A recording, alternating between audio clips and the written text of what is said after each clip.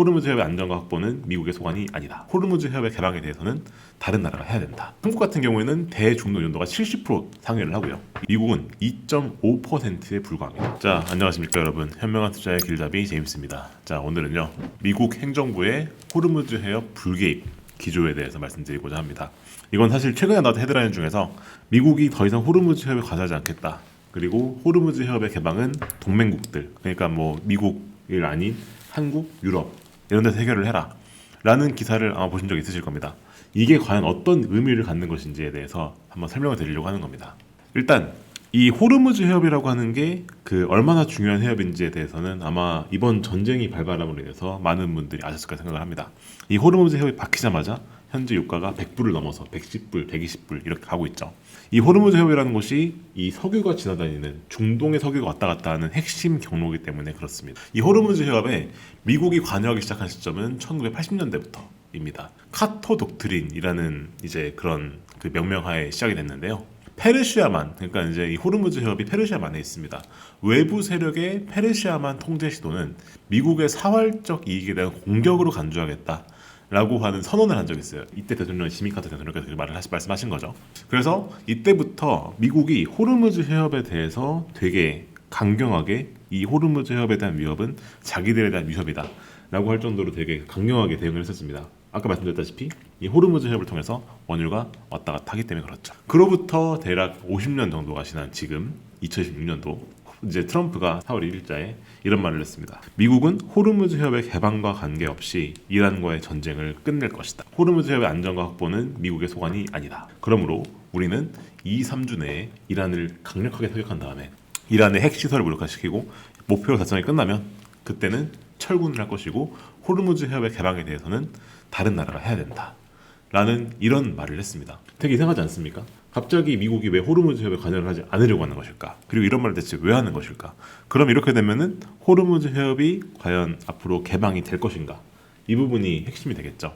자, 일단 갑자기 미국이 이렇게 나온 원인은 뭐냐?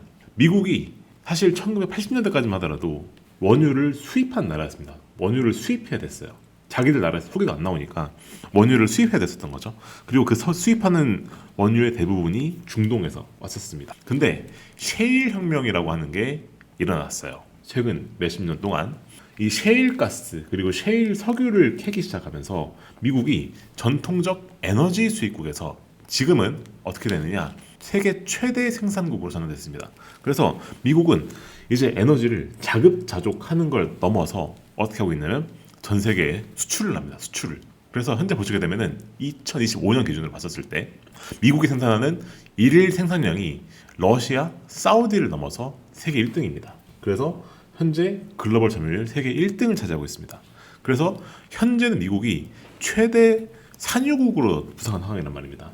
이게 트럼프의 공약 중 하나였던 드릴 베이비 드릴이라는 공약이 있었죠. 이게 직접 그 셰일을 직접 캐서 이 셰일 가스로 셰일 원유를 캐는 걸 극대화시키겠다라고 하는 공약이었었고 그걸 실제로 지금 실현을 해서 현재 미국은 세계 최대 산유국입니다. 이렇게 되면 어떻게 되느냐? 중동의 호르무즈 해협이 굳이 뚫리지 않더라도 자기들 나라의 원유나 이런 것들은 괜찮다는 거예요. 그러니까 이제 미국이 더 이상 호르무즈 해협에 관여하지 않겠다라는 이런 말을 한다라는 거죠. 그래서 이 셰일 혁명이라고 하는 게 일어남으로 인해서 미국의 전략적 전환점이 생긴 겁니다. 그래서 미국의 에너지 전략은 이제 과거와 다르게 우리가 그 호르무즈 해협을 지켜서 자기들의 나라에 오는 원유에 그것을 안전하게 시큐어하겠다가 아니라 이제는 좀 더 공격적으로 지배하겠다는 전략이 된 거죠. 그래서 중동 석유 유전 탈피를 해서 이제는 에너지 시장에 통제권을 강화를 하고 패권을 강화할 수 있게 된 겁니다. 과거에는 에너지 수입국이었는데 지금은 산유국이 됐거든요. 그러면서 옛날에는 수출을 못했습니다. 근데 지금은 미국이 에너지를 수출하는 단계까지 왔습니다. 이러하다 보니까 이제는 오펙이나 이런 데서 결정하는 그런 원유 가격이 흔들리는 게 아니라 자기들 자체적으로 원유를 혼자 쓰게 돼버렸고 이러다 보니까 공격적으로 이제 나갈 수 있게 된 거죠. 자, 그럼 호르무즈 해협을 통해서 실제로 그 어떤 나라가 수출을 하고 어떤 나라가 수입을 하느냐.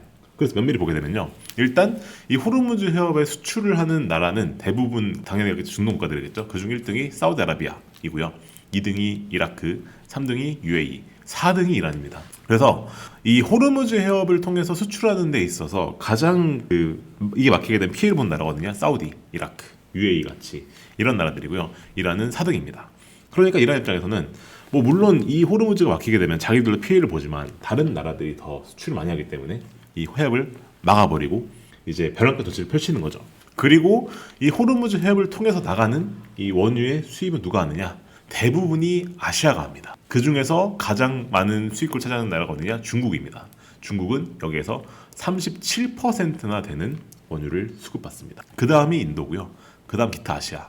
그리고 한국이 12% 이상입니다. 그리고 이 한국 같은 경우에는 대중도 의존도가 70% 상회를 하고요. 일본은 무려 95%입니다. 그럼 여기에 있는 미국 어떠냐? 미국은 2.5%에 불과합니다. 그러면 트럼프가 항상 얘기하는 게 있죠. 미국을 다시 위대하게 미국 우선주의 펼치겠다 라는 말 하지 않습니까? 그래서 자국의 이익이 되는 행동만 하겠다는 말을 하고 있는데 미국 입장에서는 2.5%밖에 호르무즈를 의존하고 있지 않습니다. 그러면 미국이 호르무즈를 앞장서서 세계의 경찰 노릇을 하면서 지킬 이유가 있느냐 했을 때 이제는 그런 이유가 없어진 거죠.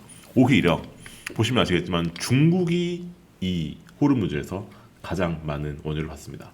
그럼 더더군다나 미국 입장에서는 중국을 견제한 입장에서는 호르무즈를 굳이 우리가 열어줄 필요가 있느냐라는 말을 생각할 수가 있는 거죠. 심지어 이 호르무즈가 엄청나게 군사적으로 천혜의 요새입니다. 이 호르무즈가 엄청나게 협소한 해협이거든요. 여기를 미국이 실제로 개방을 하려면 엄청난 군사적 비용을 감당해야 됩니다. 이란이 이 호르무즈 해협을 막고자 한다면 비대칭 위협이라고 합니다. 뭐냐면 되게 비용 효율적으로 군사비를 많이 들이지 않고도 할 수 있어요. 근데 미국은 여기에 들어가려면은 이 좁은 땅덩어리에 항모를 밀어넣어야 되는 리스크를 감수해야 되는 거죠. 이제 이란은 여기에서 이 해협이 이란 바로 앞바다에 있기 때문에 단거리 미사일, 자폭 드론 되게 저렴합니다. 그리고 기를 같이 전통적으로 되게 저렴한 것들을 매설하는 것만으로도 해협을 쉽게 막을 수 있는데 이걸 뚫으려면은 아까 말씀드렸던 것처럼 이 좁은 해협에 항모를 밀어넣어야 되는 리스크를 미국은 감수해야 되는 거죠. 그럼 미국이 이걸 과연 할 것이냐? 할 이유가 없어졌던 말씀 아까 드렸죠. 거기에 더해서 동맹국들도 정치적 부담과 그리고 이 해협 자체가 가지고 있는 이 천혜의 요새성 때문에 참여를 꺼리고 있습니다.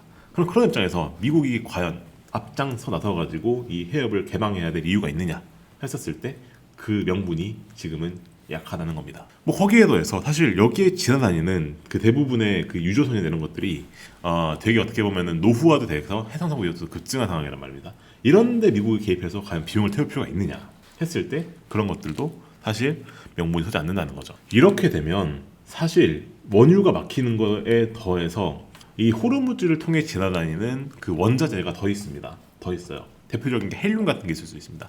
헬륨이 카타르에서 많이 나오거든요. 근데 이 헬륨이라고 하는 것이 반도체, 광섬유 이런 데 들어가는 핵심 원자재 중 하나입니다. 근데 이것마저도 지금 못 지나다니고 있게 되는 거죠. 그리고 황, 요소, 암모니아 이런 것들도 다 호르무즈를 통해서 지나다닙니다. 그래서 이러한 공급망이 붕괴될 위협에 처하는 그런 상황까지 치닫을 수 있는 그런 상황인 건데 아까 말씀드렸지만 미국은 호르무즈를 수호할 그런 의사가 없다는 걸 이제 분명히 했단 말이죠. 그리고 그렇게 할 수밖에 없는 동인도 아까 설명을 드렸습니다. 자, 그러면 호르무즈가 막혔으니까 다른 데로 가면 되는 거 아니냐 생각할 수도 있는데요. 보시면 여기 이 호르무즈가 여기 있고요. 그리고 반대편에 보시면은 홍해에서 여기 동서 파이프라인을 통해서 이렇게 나갈 수 있는 길도 있는데 근데 이 동서 파이프라인을 통해서 갈 수 있는 이거는 사실 많이 제한됩니다. 이거는 이제 500만 배럴 정도밖에 안 됩니다. 근데 사실 이 호르무즈를 통해 지나다니는 이 원유는 무려 1,500만 배럴 정도 지나다니는 말이죠. 근데 우회를 한다고 할지라도 이 동서 파이프라인이 가지고 있는 그 총 가용 용량이 500만 배럴가 안 됩니다. 즉 3분의 1 수준에 거친다는 거죠. 그래서 이 호르무즈가 막혀서 호르무즈가 막힘으로 인해서 다른 데를 우회할 수 있는 파이프라인도 되게 제한되기 때문에 이 호르무즈가 갖는 이 엄청난 이 전략 요충지인데 이거를 현재 미국이 더 이상 우리는 관여하지 않겠다 선언을 했기 때문에 이거는 아주 큰 일이다 라고 말씀드려야 될 것 같단 말이죠. 이렇게 되면은 아까 말씀드렸던 것처럼 이 호르무즈를 통해서 그 자원을 받는 나라들은 대부분이 다 아시아 국가들입니다. 일본, 한국, 대만, 필리핀 이런 나라들이 아주 이 호르무즈에 많이 의존을 하죠.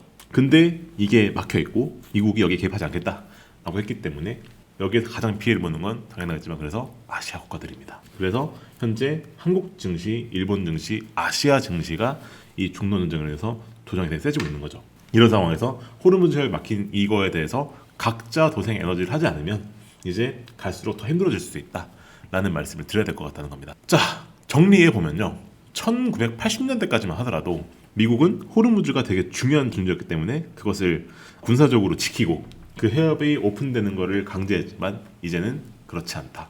셰일혁명 그리고 민족주의 이런 것들 때문에 이렇게 됐다.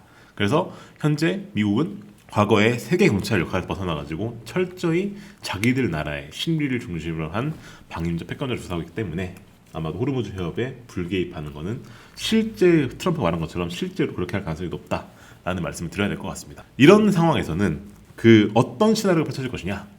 저는 이렇게 보고 있습니다. 일단 단기 봉쇄 시나리오가 첫 번째고요. 그 다음에 장기전 시나리오, 완전 개방 시나리오, 이 세 가지가 있을 텐데 안타까운 얘기지만 완전히 개방되는 시나리오는 확률이 매우 낮습니다. 아까 말씀드렸던 것처럼 이러려면은 미국이 정책 선회를 해서 호르무즈를 직접 나서서 개방을 해야 될 텐데 이럴 가능성은 아까 말씀드렸지만 여러 가지를 종합했을 때 미국이 그렇게 할 동인이 약해집니다. 자, 그래서 저는 장기전 시나리오 혹은 단기 봉쇄 시나리오가 가장 높다고 봅니다. 이 둘 다 어느 정도 호르무즈 막혀 있는 상황을 가져가는 겁니다. 근데 이 호르무즈가 막혀 있으면 막혀 있을수록 어떻게 되냐면 당연하겠지만 유가가 계속 높은 상태로 유지가 될 거고요. 이렇게 되면은 글로벌적으로 스태그플레이션이 심화될 겁니다. 그리고 한 번 공급망에 충격이 가기 시작하면은 그때부터 이 여파는 되게 오래 갑니다. 그래서 이 공급망이 막힘으로 인해서 우리 향후의 세계 경제 어떻게 될 것인가 라고 하는 거를 면밀히 보셔야 될 필요가 있을 것 같고요. 이미 이게 한번 트리거가 됐기 때문에 글로벌적으로 스태그플레이션이 올 가능성을 항상 염두에 두셔야 된다라는 말씀을 드려야 될 것 같습니다. 그래서 결론 말씀드리면 호르무즈 해협이 실제로 장기적으로 막힐 가능성을 염두를 해주셔야 되고, 그리고 이로 인해서 이 원자재 가격이 급등을 하고 이로 인해서 전 세계적으로 스태그플레이션이 올 가능성에 대해서 아주 면밀히 보셔야 될 겁니다. 이렇게 되면은 포트폴리오를 재편하는 과정에서 반드시 우량주 위주의 포트폴리오를 짜셔야 되고요. 그리고 원자재 가격 급등, 그러니까 그 인플레이션이 올 가능성을 대비하셔서 그에 대비한 포트폴리오를 반드시 짜셔야 됩니다. 자, 이런 걸 어떻게 하냐고요? 이런 거를 데이터에 기반해서 객관적으로 투자하는 걸 저희는 퀀트 투자라고 부릅니다. 저희와 함께할 방법은 여기 고정 댓글에 나와 있으니까 꼭 한번 참고해 주시고요. 그럼 오늘은 여기까지 하는 것으로 하겠습니다. 저희 유튜브 채널 구독과 좋아요, 알림 설정 꼭 부탁드리겠습니다. 그럼 저는 다음에 인사드리겠습니다. 감사합니다.